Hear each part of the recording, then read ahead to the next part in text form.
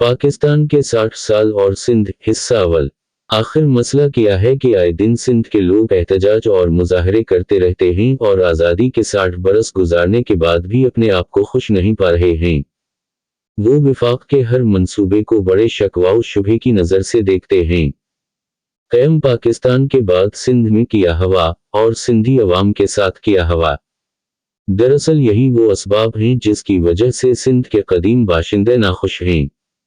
آزادی سے لے کر اب تک کی سندھ کی سیاسی، معاشی اور سماجی صورتحال پر سرسری نظر اسباب و وجوہات کو عیاں کر دیتی ہے۔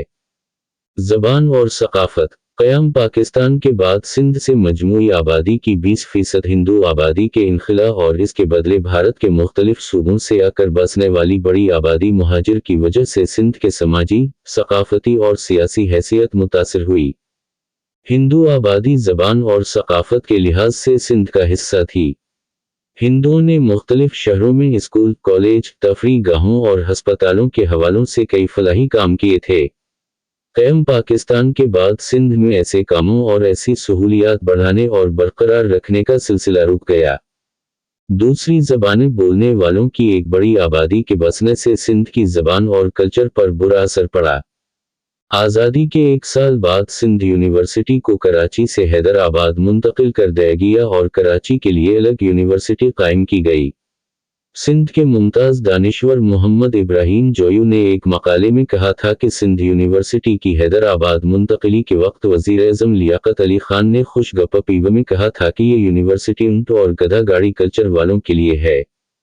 آئندہ 5 برسوں میں کراچی یونیورسٹی میں سندھی کو امتحانی زبان کے طور پر ختم کر دیا گیا اور صرف اردو، بنگالی اور انگریزی میں امتحان دینے کی اجازت دی گئی۔ کچھ ہی عرصہ بعد کراچی میں بعض سندھی اسکول بند کر دیے گئے یا غیر سندھیوں کو بطور اساتذہ مقرر کیا گیا۔ زمینیں۔ 1947 میں ہریانہ اور راجپوتانہ سے نقل مکانی تو بند ہو گئی لیکن یو پی اور سی پی سے ہجرت کا سلسلہ کئی سال تک جاری رہا۔ باہر سے آنے والے لوگوں کی تعداد یہاں سے جانے والوں کے مقابلے میں کئی گنا زیادہ تھی۔ اس صورتحال پر سندھ کے وزیر اعلیٰ ایوب خورو کو مجبورہ یہ کہنا پڑا کہ سندھ نے صرف 7 لاکھ مہاجر قبول کرنا منظور کیے تھے، مزید لوگ نہ بھیجے جائیں۔ حکومت کے بیشتر اہلکار مہاجر یا پھر پنجابی تھے۔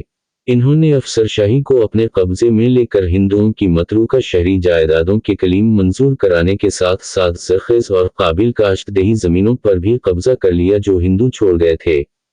ان زمینوں کے حقیقی وارث سندھی کسان تھے لیکن آزادی کے خواب کی تعبیر کے برعکس ہندو کی جگہ مسلمان مہاجر آ گیا۔ پنجاب کے ایک محقق احمد سلیم اس صورتحال کے بارے میں لکھتے ہیں کہ یہ کلیم یا تو بالکل جھوٹے ہوتے تھے یا پھر اصل سے زیادہ۔ قیام پاکستان سے چند ہی ماہ قبل سندھ اسمبلی نے ایک بل منظور کیا تھا کہ صوبے میں ہندوؤں کے پاس مسلمانوں کی جو زمینیں گروئے ہیں ان کو وہ بیچ نہیں سکتے۔ اس قانون پر پنجاب میں تو عمل درآمد کیا گیا لیکن سندھ میں گورنر نے بل پر دستخط نہیں کیے اور وہ باقاعدہ قانون نہ بن سکا۔ پھر جب پاکستان بنا تو یہ زمینیں ہندوؤں کی ملکیت قرار دے دی گئیں اور کلیموں کے ذریعے مہاجروں کو ملیں۔ مقامی لوگ زمین کی ملکیت سے محروم ہو گئے۔ بعض دستاویزات کے مطابق یہ اراضی 40 لاکھ ایکڑ یا کل زرعی زمین کا 42% تھی۔ اسی کے ساتھ Sindh refugee registration of land claim act کے تحت مارچ 1947 کے بعد ہندوؤں کی بیچی گئی زمینوں کے معاہدوں کو منسوخ قرار دے دیا گیا۔ جب بھارتی حکومت نے زرعی اصلاحات کے تحت زمینیں ضبط کی تو حیدرآباد، دکن، اتر پردیش، سی پی وغیرہ کے ان متاثرہ لوگوں کا نقصان پورا کرنے کے لیے 1958 میں ایک اور قانون بنایا گیا۔ بعد میں جب حکومت کو محسوس ہوا کہ معاملہ گڑبڑ ہے تو صدر ایوب خان نے 1961 میں مارشل ریگولیشن کے ذریعے کلیموں کی دوبارہ تصدیق لازمی قرار دی لیکن چند ہی ماہ میں انہیں یہ قانون واپس لینا پڑا۔ شہری جائیدادیں۔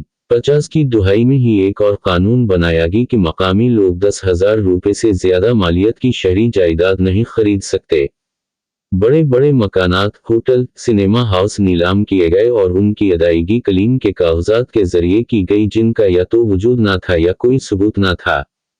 50 ہی کے عشرے میں کوٹری بیراج بنا تو اس کے زیر کمانڈ 3,40,000 ایکڑ زمین سول اور فوجی نوکرشاہی کو دی گئی۔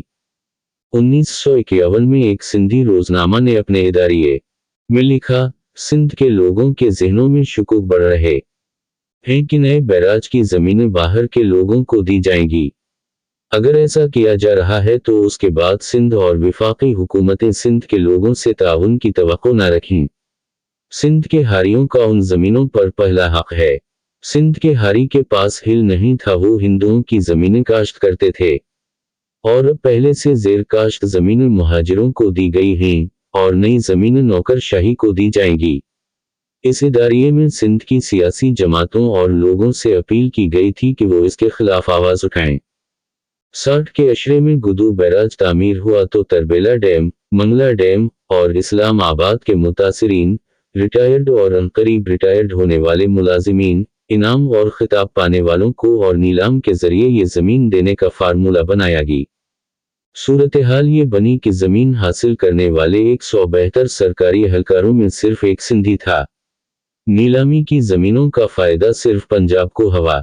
सिंध में कहावत के तौर पर कहा जाने लगा कि खुदा करे किसी को कोई खिताब ना मिले या कोई खिलाड़ी अच्छा खेल ना खेले, क्योंकि इसका मुआवजा सिंध की ही जमीन देने की शक्ल में अदा किया जाएगा। सिंधी अवाम की मुहाजिरों और पंजाबियों से उन बिन की जड़ें उसी गैर मुनसिफाना तकसीम में हैं। कराची को सिंध से अलग करना। अभी देही व शहरी आबादी में जायदादों पर कब्जे के मामले चल ही रहे थे कि सिंध के अवाम पर दूसरा हमला किया गया। सिंधियों के मुआशी, सियासी और सकाफती मरकज कराची को विफाकी दारुल हुकूमत बनाने और असे विफाक के हवाले करने का मंसूबा बनाया गया। सिंधी लीडरों के वफ्द ने जियारत में जाकर कायद आजम से मुलाकात की और कराची को विफाक के हवाले करने की मुखालफत की। कायद आजम का कहना था कि इससे सिंध के लोगों का फायदा है। जुलाई 1948 को गवर्नर जनरल के हुक्म पर कराची और इससे मुल्हका इलाकों समेत 812 मुरब्बा मैल मरकजी हुकूमत के हवाले कर दिया गया। कायद आजम इंतकाल कर गए और उनके बाद कराची के सिलसिले में सिंधी अवाम के खदशात दुरुस्त साबित हुए। कराची को सिंध से अलग करके विफाकी इलाका बनाने के फैसले के खिलाफ सिंध सरापा एहतजाज बन गया। इस मसले पर कायम होने वाले सिंध अवामी मुहाज के सैकड़ों कारकुनों को जेल भेज दिया गया। बिगड़ती हुई सूरत हाल के पेश नज़र वजीर आजम लियाकत अली खान ने एक पंजाबी वकील दीन मोहम्मद को सिंध का गवर्नर बनाया। इस पर सिंध के अवाम ने मजीद नाराजगी का इजहार किया। नए गवर्नर ने सिंध में असेंबली तोड़कर गवर्नर राज नाफिज कर दिया। विफाक की तहवील में जाने के बावजूद कराची में सबसे बड़े हस्पताल, तमाम तालीमी इदारों वगैरह पर उठने वाले अखराजात हुकूमत सिंध अदा करती रही। दस्तूर साज असेंबली की रिपोर्ट के मुताबिक 1955 में यानी क़याम पाकिस्तान के 7 साल बाद कराची में सिंध की जायदाद की कीमत 96 करोड़ 50 लाख थी। चुनांचे हुकूमत सिंध का बजट मुस्तक़िल खसारे का बजट बनकर रह गया। पानी और मालियात के मसाइल। सिंध के हवाले से दो और उमूर बड़े मुतनाज़े रहे हैं, जिनमें दरियाए सिंध के पानी की तकसीम और कौमी मालियाती अवार्ड शामिल हैं। इन दोनों मामलात पर ख़ास तौर पर सिंध और पंजाब के दरमियान इत्तिफाक राय नहीं हो सका। पानी का मुआहदा एक ऐसे दौर में हुआ जब सिंध में मरकज़ की मुसलत करदा जाम सादिक की गैर मकबूल हुकूमत थी।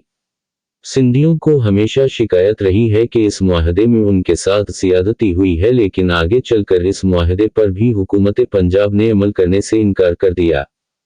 कौमी मालियाती अवार्ड मरकज़ और सूबों के दरमियान माली वसाइल और आमदन की तकसीम का फार्मूला होता है। इसमें यह भी तय किया जाता है कि किस सूबे को कितनी रकम मिलेगी। इस अवार्ड का फैसला भी फारूक लगारी के निगरान दौर में किया गया। ये और बात है कि उस वक्त सिंध में निगरान वज़ीर-ए-आला मुमताज भुट्टो थे और इस मुआहदे पर उनकी ही पार्टी के नबी बख्श भरगरी के दस्तखत हैं। ये वो मसाइल हैं जिनको पस मंजर में रखकर सिंध का मसला समझा जा सकता है। इन्हीं मसाइल पर सूबे में बेचैनी और अदम इत्मीनान रहा और वक्तन फवक्तन तहरीकें भी चलती रही हैं। पिछले 60 सालों में सूबा सिंध में उठने वाली तहरीकों का अहवाल इस सिलसिले के अगले मज़मून में शाये होगा। ऐसी तारीखी, हकीकी और सकाफती वीडियोस के लिए हमारे चैनल को सब्सक्राइब करें और बेल आइकॉन को क्लिक करें।